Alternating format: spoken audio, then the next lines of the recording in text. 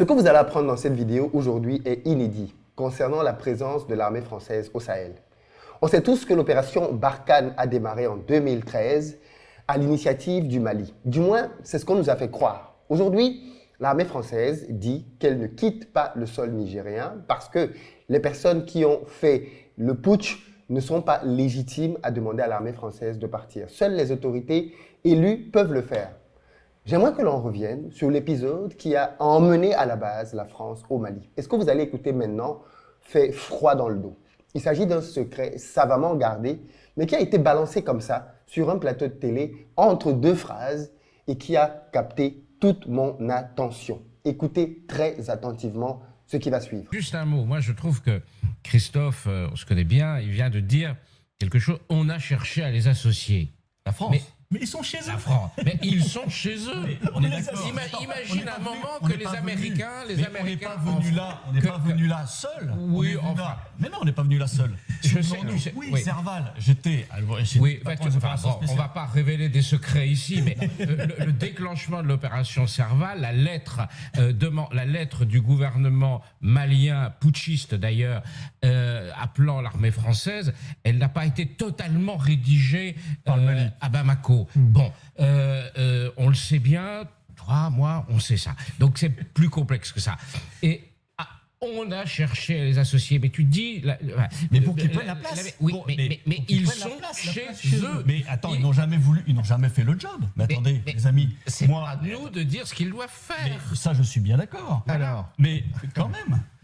On n'y est pas venu seul. On n'est pas venu. L'ONU nous a demandé de venir. Enfin, je veux dire, on n'est pas venu seul. Alors, on apprend que le stylo malien a été tenu par une main sans doute française. Dans cette vidéo, on va se dire quelques vérités.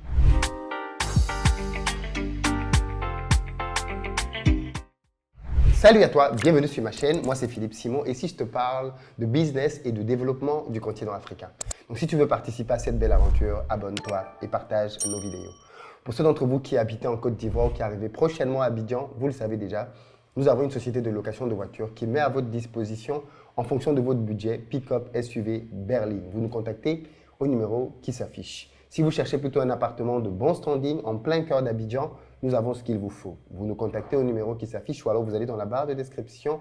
Vous avez un lien qui vous permet de réserver simplement votre place en fonction des disponibilités. Et puis enfin, si vous cherchez plutôt une maison, sachez que désormais, tous les samedis, nous vous amenons en visite à Bingerville pour vous présenter les différents projets que nous avons en cours de construction. Ça vous permettra de toucher du doigt ce que nous mettons en œuvre et bien évidemment de choisir votre maison. Cette maison peut être pour vous un investissement qui va vous rapporter de l'argent tous les mois ou alors simplement un projet que vous donnez à votre famille qui est au pays. Qui a invité la France au Sahel? Par quel mécanisme l'armée française s'est-elle retrouvée sur place? Il faut peut-être d'abord replacer le contexte. En mars 2012, AQMI, l'État islamiste, prend plusieurs villes du nord du Mali. Face à cette situation, bien évidemment, le Mali a besoin d'aide. Il se trouve qu'en 2013, l'armée française, au travers de l'opération Serval, débarque au Mali avec pour but, officiellement en tout cas, de donner un coup de main pour empêcher à l'État islamique de s'emparer du nord du Mali, parce qu'ils avaient déjà Kidal, Gao et même Tombouctou, et avec pour but pour eux d'exiger l'indépendance de l'Azawad. Donc, les troupes françaises arrivent donc et vont se battre pour pouvoir freiner, empêcher que ceci se produise. Juste un mot, moi je trouve que Christophe, on se connaît bien, il vient de dire quelque chose, on a cherché à les associer. La France. Mais ils sont chez eux. La France. Mais ils sont chez eux. On est d'accord. Imagine un moment que les Américains... On n'est pas venu là seul. Oui, enfin... Mais non, on n'est pas venu là seul. Oui, Serval, j'étais... Oui, on ne va pas révéler des secrets ici, mais le déclenchement de l'opération Serval, la lettre du gouvernement malien, putschiste d'ailleurs, appelant l'armée française, elle n'a pas été totalement rédigée à Bamako. Bon, on le sait bien, toi, moi, on sait ça. Donc c'est plus complexe que ça. Et on a cherché à les associer, mais tu dis...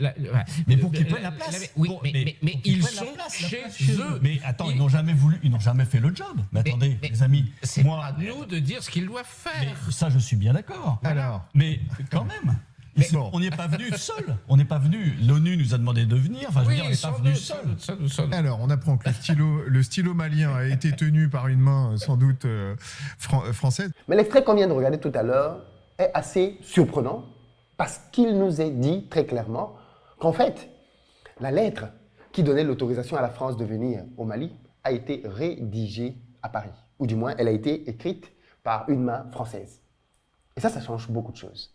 Ça change complètement l'analyse. Parce qu'en fait, ça pousse à se demander quelles étaient donc les véritables intentions de l'armée française et des dirigeants français de l'époque dans cette opération. Parce que si c'est moi qui vous invite à venir me donner un coup de main, je vais vous dire où, quand et comment j'ai besoin de votre aide. Mais si c'est vous qui décidez de où on va intervenir, qui va intervenir, qu'est-ce qu'on va faire, eh bien, on peut se retrouver dans une position assez délicate. D'ailleurs, récemment, les autorités au Mali ont révélé beaucoup de choses très inquiétantes, bien évidemment que la France a complètement nié, mais ils disent par exemple qu'à plusieurs reprises, certains espaces du pays n'étaient plus accessibles à l'armée malienne.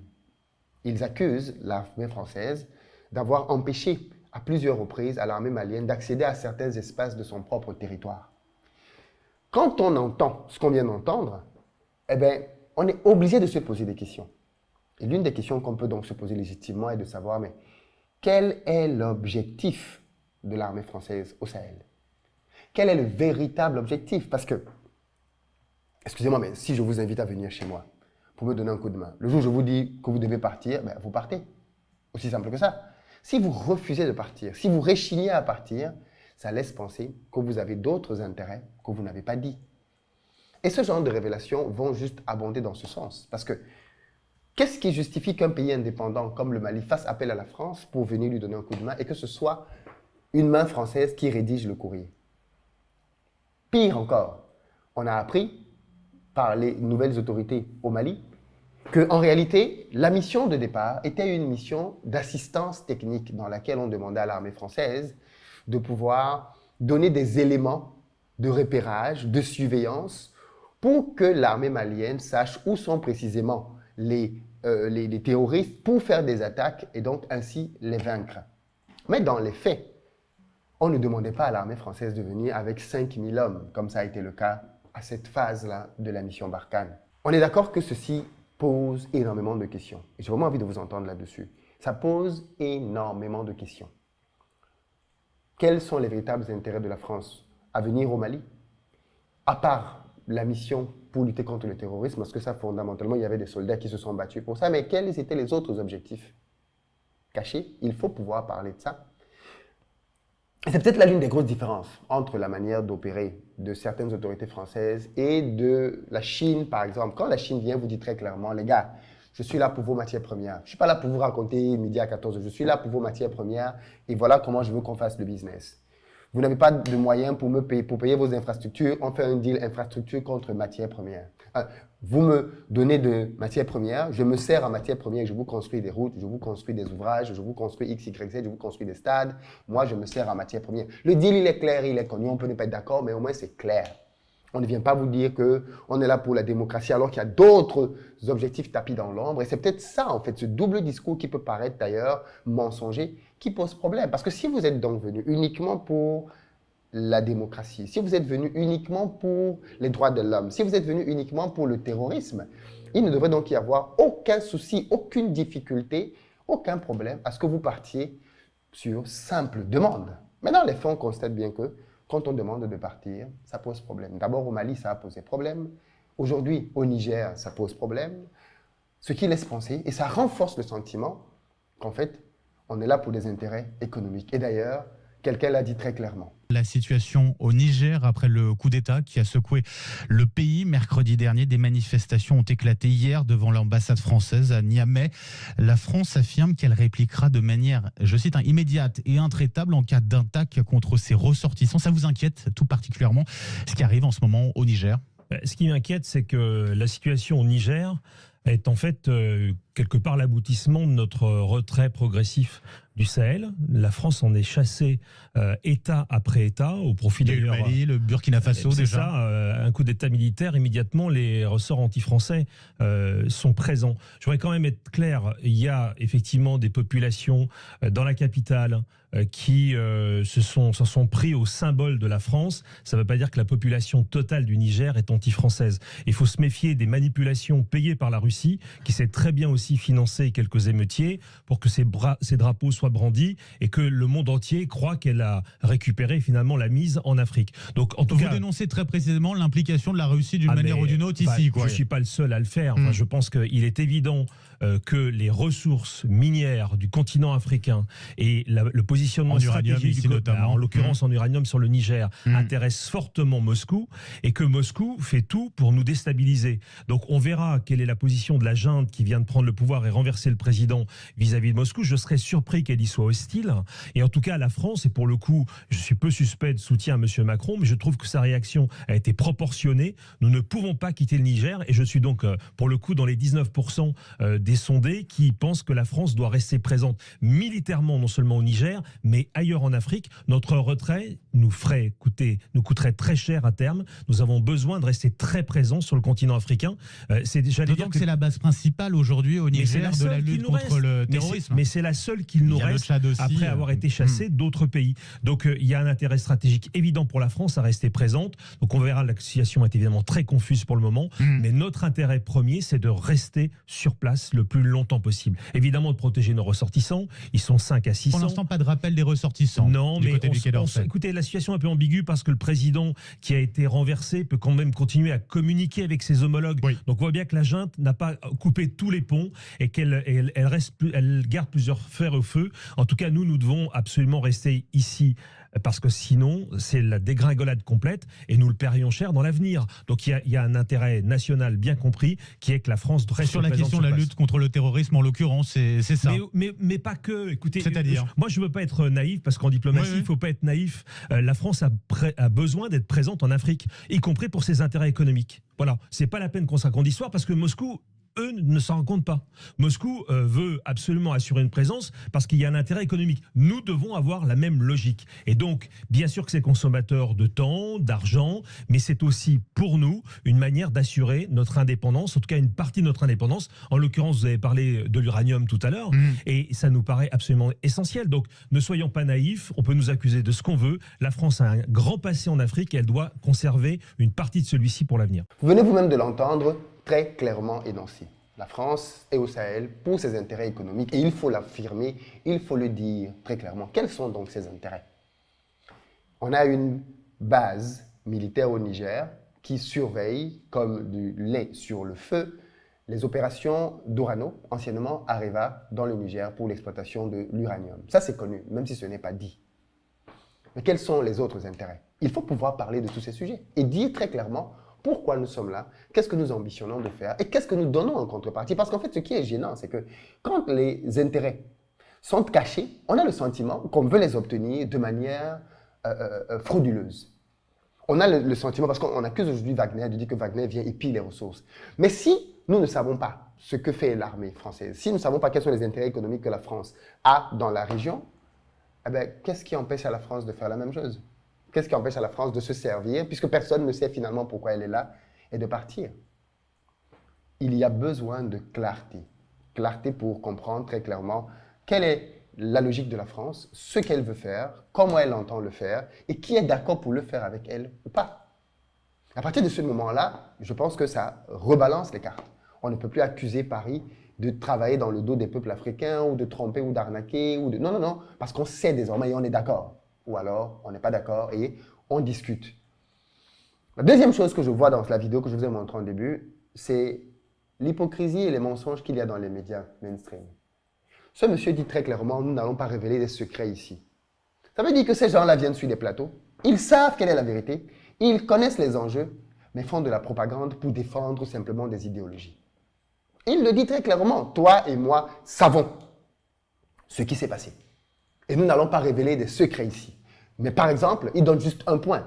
Nous savons que la lettre a été écrite par une main française. Nous le savons. Ça veut dire que c'est nous qui avons dit ce que l'on attendait réellement de cette intervention. Et ce n'est pas le Mali, et ça change tout. Parce que bien évidemment, quand des gens sont chez eux, c'est à eux de pouvoir décider ce qui est bien pour leur peuple. C'est à eux de décider ce qui est bien pour leur nation. Ce n'est pas à nous. Ce n'est pas à la France d'aller dire au Mali, voilà ce que l'on veut faire pendant l'intervention, voilà le nombre d'hommes, voilà comment ça va être payé. Non, ce n'est pas à nous de le faire. C'est à eux. Donc, moi, je pense que ce genre de discours discrédite grandement davantage les médias, parce que, bien évidemment, on se rend bien compte que des chroniqueurs viennent à la télé. De toute façon, vous savez bien ce que je pense de la télévision et de tout ce qui peut y être dit. Ce sont des outils de propagande. Et là, très clairement, c'est dit en Mondiovision. Nous avons des secrets, nous savons des choses que nous ne disons pas ici. Ce que nous disons ici, c'est ce qu'il faut dire. Ce que nous disons là, c'est ce que le public doit entendre. Mais la vérité, nous la gardons pour nous, parce que si on disait aux Français la vérité, si on disait aux Français, voilà réellement ce que nous voulons aller faire au Mali, il y a des chances que la population française ne soit pas d'accord. Il y a des chances qu'elle ne soit pas du tout d'accord pour que les choses se passent ainsi. Et donc, c'est fondamental de comprendre ça. Je ne me rappelle plus du nom du président qui disait ça, mais il disait que si la population pouvait savoir la vérité, alors bien évidemment, il n'y aurait eu aucune guerre. Mais nous faisons tout pour qu'ils ne sachent pas. Et à partir de ce moment-là, bien évidemment, ils peuvent adhérer à une guerre, ainsi de suite, parce qu'on leur a miroité quelque chose. Je vais terminer ici en vous lisant un article qui est dans Le Monde Afrique, un article qui date du 25 janvier 2013. La lettre du président malien, base légale de l'intervention française. Il y avait déjà un problème à l'époque. Écoutez. François Hollande se trouve en contradiction avec la doctrine qu'il avait énoncée lors d'un discours de politique étrangère le 27 août 2012. Sur quelle base juridique la France est-elle intervenue militairement au Mali? Tout repose sur la lettre adressée à l'Élysée le 10 janvier par le président du Mali, Dioncounda Traoré, appelant la France à l'aide face à l'avancée des groupes armés du Nord. Ici, c'est un putschiste, mais on l'appelle président. C'est-à-dire que quand on veut, le putschiste peut être président, il peut être tout ce que tu veux. François Hollande se trouve sur le dossier malien en contradiction avec la doctrine qu'il avait énoncée lors d'un discours de politique étrangère le 27 août 2012. La France ne participera à des opérations de maintien de la paix ou de protection des populations qu'en vertu d'un mandat et donc d'une résolution du Conseil de sécurité de l'ONU, avait-il dit. L'intervention française au Mali s'écarte de ce principe. Aucune résolution de l'ONU, y compris la 2085 votée le 20 décembre 2012, n'autorise explicitement l'opération menée par les troupes françaises. La 2085 prévoyait le déploiement d'une force internationale africaine. Elle n'ouvrait en rien la voie à une action unilatérale de l'armée française, fût-ce en appui aux troupes maliennes. La légitime défense, par voie invoquée dans des commentaires, n'est pas non plus opérante. L'article 51 de la Charte de l'ONU, qui contient cette disposition, est considéré valable en cas d'agression armée d'un État contre un autre. Or, le Mali n'a pas été attaqué par un autre État, mais par des groupes non étatiques présents sur son territoire et dont personne n'a déclaré qu'ils étaient téléguidés par une capitale étrangère. La lettre du président Traoré constitue la seule base légale. Tout État a le droit souverain de solliciter l'appui militaire d'une puissance extérieure pour faire face à un problème d'ordre intérieur. À cela près que la légitimité politique des autorités maliennes, issue des suites du putsch de mars 2012, constitue un casse-tête pour de nombreux partenaires de la France, États-Unis en tête. Washington exclut pour cette raison de fournir la moindre aide directe à l'armée malienne. Les États-Unis se limitent à aider des forces ouest-africaines qui sont couvertes par la 2085 et à apporter un soutien aux militaires français en logistique et en renseignement. Mais cette assistance aux Français évite tout ce qui touche directement au territoire malien. Exemple, les avions ravitailleurs américains ont interdiction de fournir du carburant aux appareils français qui bombardent. La légalité de l'intervention française au Mali n'a pas été sans confusion. Les responsables politiques n'y ont pas peu contribué en jonglant par moments avec le vocabulaire. Le 11 janvier, M. Hollande assure que les résolutions du Conseil de sécurité fournissent le cadre de l'intervention. Le même jour, le ministre des Affaires étrangères, Laurent Fabius, évoque la légitimité tirée des résolutions des Nations Unies et ajoute une autre légitimité tirée de l'article 51. Le 13 janvier, il est catégorique. Bien évidemment, nous intervenons dans le cadre de cette résolution 2085. Les juristes du Quai d'Orsay ont dû recadrer le langage, conseillant vivement de parler de légalité internationale, formule plus floue et incontestable. Pour pallier cette fragilité légale et coller à son credo onusien, la diplomatie française s'est employé à rassembler un large soutien politique à l'ONU. Des déclarations ont ainsi été adoptées par le Conseil de sécurité. Signaux importants, elles n'ont cependant pas de valeur juridique. Avec l'appui crucial des organisations régionales africaines, ces textes confèrent une légitimité indéniable à l'action armée française, ce qui n'est pas la même chose qu'une légalité. Celle-ci découle de la lettre du président malien. Le Royaume-Uni ne s'y est pas trompé. Pour pouvoir justifier son appui à l'intervention, Londres a demandé de recevoir une missive similaire de Bamako. Elle a été envoyée aussitôt. Les amis, sur quelle base l'armée française est-elle au Mali depuis plus de 10 ans? Enfin, dans le Sahel. Depuis plus de 10 ans, sur quelle base? On peut se poser légitimement la question. Et puis surtout, aujourd'hui, on peut se demander quels sont les vrais intérêts que la France poursuit derrière cette intervention. Est-ce qu'on peut en parler? Est-ce qu'on peut se dire les vrais intérêts? L'uranium du Niger est connu, mais quels sont les autres intérêts? Pourquoi l'armée française n'est pas prête à partir de cet espace? Pourquoi elle dit qu'elle ne partira pas du tout? Ou du moins, elle restera le plus longtemps possible. Dans les commentaires, je veux vous lire là-dessus, je veux entendre vos analyses et puis partager massivement pour qu'un maximum d'entre nous soient conscients de ce qui se passe réellement sur le continent en ce moment. Très bientôt.